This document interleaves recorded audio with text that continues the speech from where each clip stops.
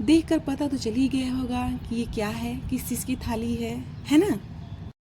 तो बस ये है हमारे बिहार की आन बान शान, जिसे हमारे घरों में सभी जगहों पे बनाया जाता है बिहार में।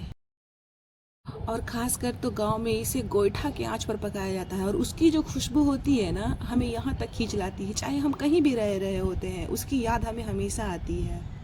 वो सोंधी सोंधी सी खुशबू, गोईठा के आंच पर पका हुआ लिट्टी का स्वाद, क्या ही बताऊँ मैं आपको। वैसे तो खाना बनाने के लिए हमारे पास गैस और इंडक्शन दोनों ही है, लेकिन जो खाना गोईठा के आंच पर बनता है ना, उसका टेस्ट ही अलग होता है। क्या ही बताऊँ मैं आपको। चाहे वो चोखा हो या चिकन या हो लिट्टी, ये दोनों ही गोईठा के आंच पर बहुत ही टेस्टी बनते हैं। जो लोग गांव से होंगे ना, उन्हें इस बात का पता होगा कि गोईठे के आंच पर पकने वाला खाना कितना स्वादिष्ट होता है ना? तो चलिए अब हम इसे तैयार करते हैं। तो सबसे पहले हम इसका चोखा तैयार करेंगे, जो कि होगा बैंगन और टमाटर से। तो सबसे पहले हम बैंगन में चीरा लगाएंगे और 2 से 3 हरी मिर्ची, 2 से 4 लहसुन की कलियां उसमें डाल करके बंद करेंगे।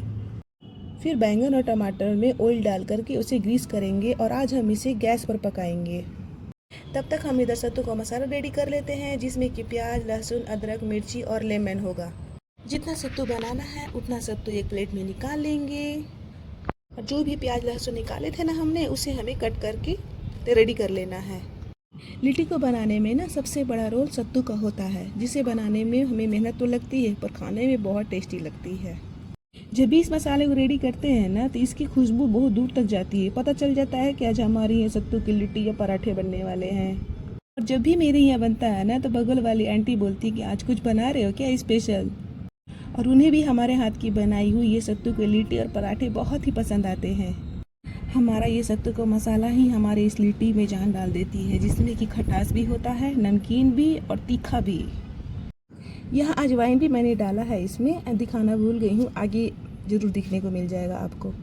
सत्तू का जो भी मसाला है ना, उसे हम बारीक बारीक कट कर लेंगे, लहसुन, प्याज, मिर्ची। उसके बाद उसे उसमें मिला देंगे। उसे और भी यमी बनाने के लिए अचार का मसाला जो होता है ना, वो भी डालेंगे, और तेल से सत्तू को रेडी करेंगे। ये सत्तू का मसाला मैंने अपनी मम्मी से सीखा है। मेरी मम्मी बहुत यमी बनाया करती थी और मुझे बहुत टेस्टी लगता था।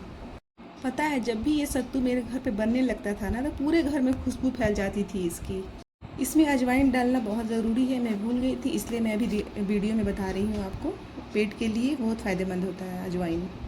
तो बस अब इसमें हरा धनिया डालें और तो तैयार है आपका सत्तू का मसाला।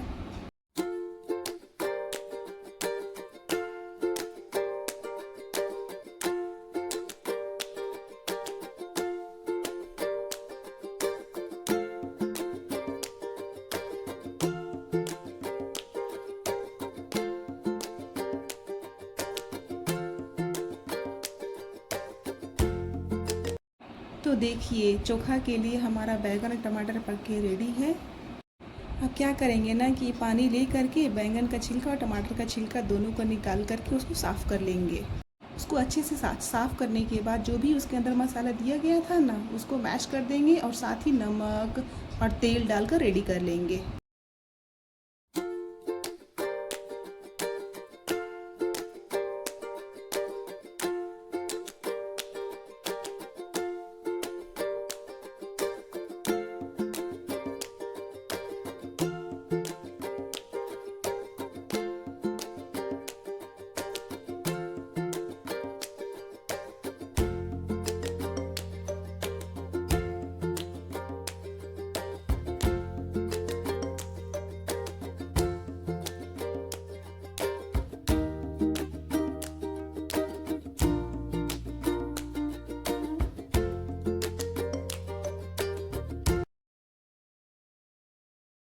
अब जल्दी से हरे धनिए की चटनी भी तैयार कर लेते हैं। तो करना कुछ नहीं है, आप सबको पता ही है। एक जार में हरा धनिया, जितनी क्वांटिटीज़ में आपको बनानी है चटनी, उसी के हिसाब से हरा धनिया ले लेंगे। साथ ही उसमें हरा मिर्ची, लहसुन और आइस क्यूब डाल करके उसे मिक्सर में ग्राइंड कर लेंगे। जब वो पीस जाए, पीसने के बाद उसमें कच्चा तेल यानी कि 1 चम्मच ऑयल डाल करके रेडी कर लेंगे। हो गया हमारा हरा धनिया का चटनी तैयार। अब क्या करेंगे, चटनी को हम एक बॉल में ट्रांसफ़र करके उसे साइड में रख देंगे।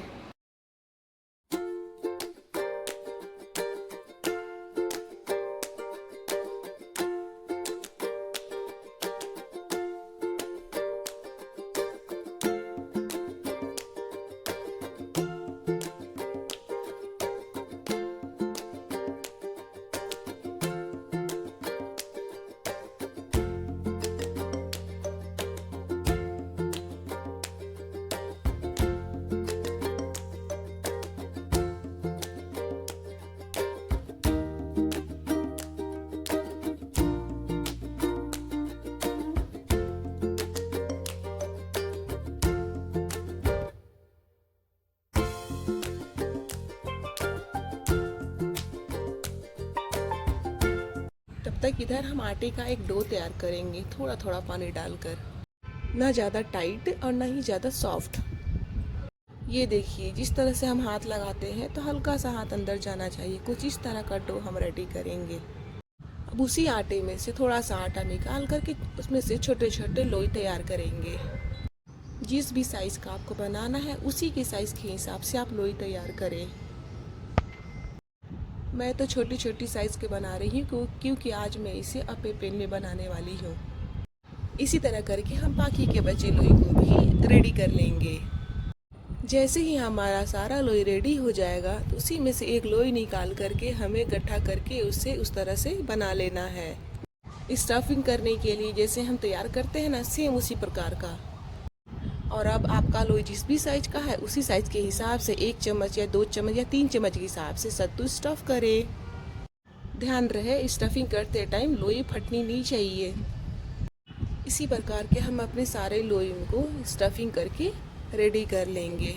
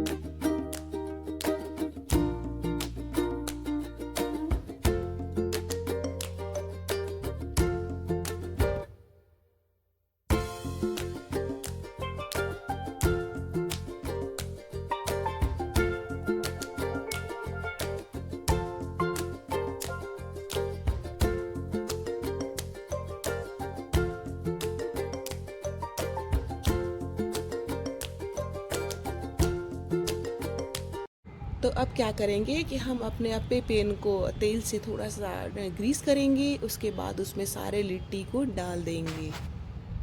जब सारे लिट्टी को डाल देंगे तो उसके ऊपर से भी थोड़ा थोड़ा तेल से ग्रीस कर देंगे और उसे तकरीबन 5 से 7 मिनट तक ढक करके छोड़ देंगे पकने के लिए। इसे बनाना थोड़ा मेहनत तो है, लेकिन क्या करें, खाने में इतना टेस्टी लगता है कि हम इसे भूल ही नहीं पाते हैं। इसे बनाने के लिए कहीं ना कहीं से जुगाड़ निकाल ही लेते हैं, चाहे वो आप पे पेन हो या फिर कुकर हो। कुकर में भी बहुत ही अच्छा बनता है। अगर आपको बनाना है तो कुकर में भी एक बार ज़रूर ट्राई करें इसे। आप सबको मैं इसे कुकर में भी बना करके दिखाऊंगी। कुकर में भी बहुत ही सॉफ्ट नरम बनता है और खाने में बहुत टेस्टी लगता है। लगता ही नहीं है कि इसे मैंने कुकर में बनाया है।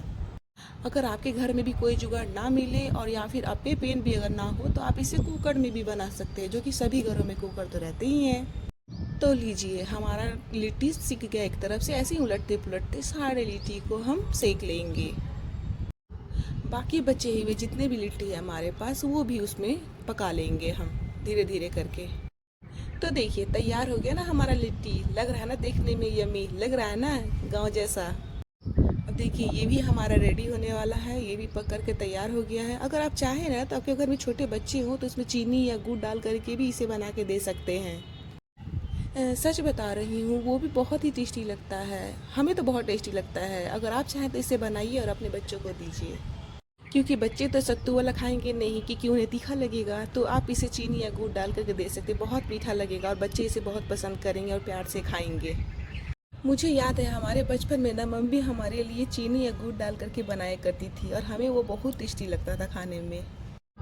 तो देखिए, सारे लिट्टी हमारे रेडी हो गए हैं और अब आती है सर्विंग की बारी। तो चलिए सर्व करते हैं। सर्व करते टाइम एक कटोरी घी जरूर रखें। घी के साथ ये और भी मज़ेदार और यमी लगता है। इसका स्वाद न दुगना हो जाता है।